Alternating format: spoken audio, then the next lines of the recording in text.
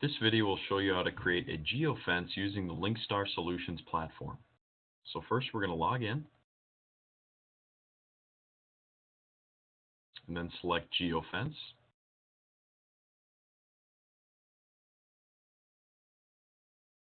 And on the left, click Create and type in any address you would like.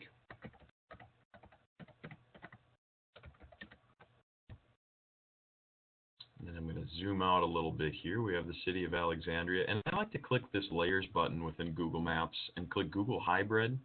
And this will actually give you the satellite imagery, plus it's going to give you the street names. I'm going to zoom out a little bit more here.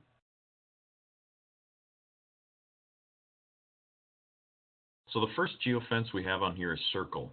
And with circle, you make your first click determining the center of your circle, and your second click determines the size. And you can actually keep clicking here to get your size just perfect. And if you made a mistake and you would like to change the center, click Clean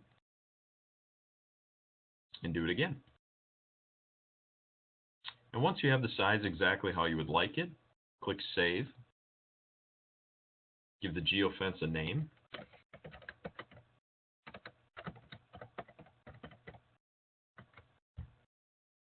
Description if you would like to.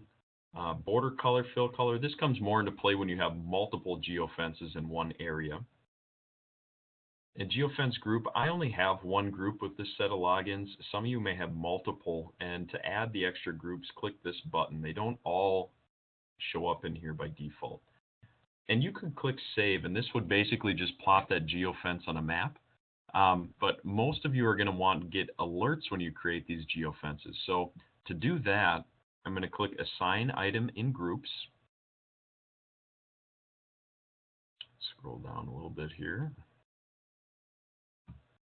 And you have a couple of actions. You could select in, out, or both, or none. But I'm going to select both, and with both, it's going to allow me to set up alerts when devices that you have out there come into your geofence and then leave. So time in, this would be if you wanted to set a minimum time that something would have to be inside of your geofence.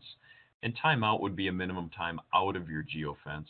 And some people may use this to show, how long something was inside or something was out of it. And once again, this is all allowing you to set up alerts if that applies to you. For this purpose, I'm just going to leave that blank. And then you have minimum and maximum speed as well. So if you have a minimum or maximum speed you would like inside of your geofence, and to set up alerts telling you when things are exceeding or below, you certainly can do that. I'll leave that blank once again. I have my days and times here. That looks good to me, so I'm going to save. And then if I click View, that will show me the geofence name I just created. And if I actually want to plot this on the map, I'll select it and click Draw. And this shows me where the geofence was created. Now, a second way to create a geofence is to actually use your assets out in the field to have your starting point for your fence. So I'm going to click Dashboard.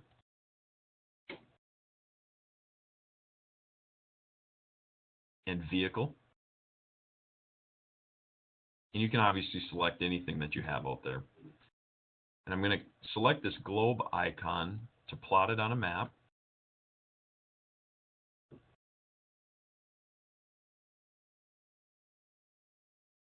And here's the vehicle I had selected. You can click it to open another window. And sometimes with different browsers, you do have to double click. Mine opened it on the first click here. So once again, select Geofence.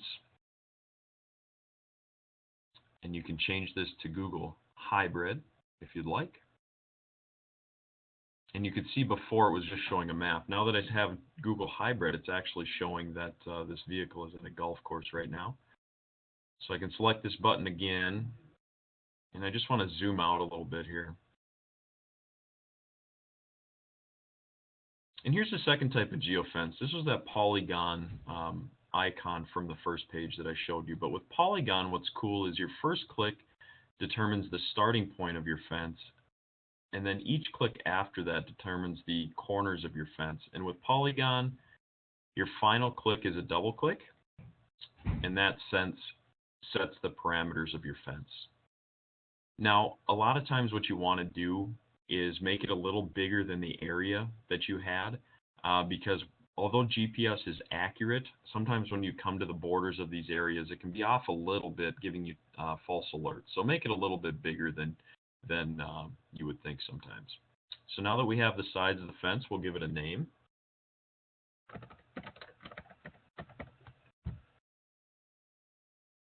And description, once again, if you would like to, you can change these border colors and fill. We'll make it a nice purple and gold fence here. And I'm going to click this button again because I'd like to set up some alerts.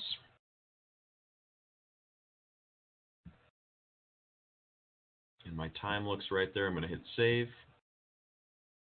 And now when we click Geofence, under view we have both of them here, and I can actually select both. I'll click draw, and it shows my two different fences I've created. If you just select one of those and draw, it's going to zoom in to the nice fence that you've created before. So that is how you create a geofence. And check out another video on linkstarsolutions.net to see how to set up your alerts. Thanks.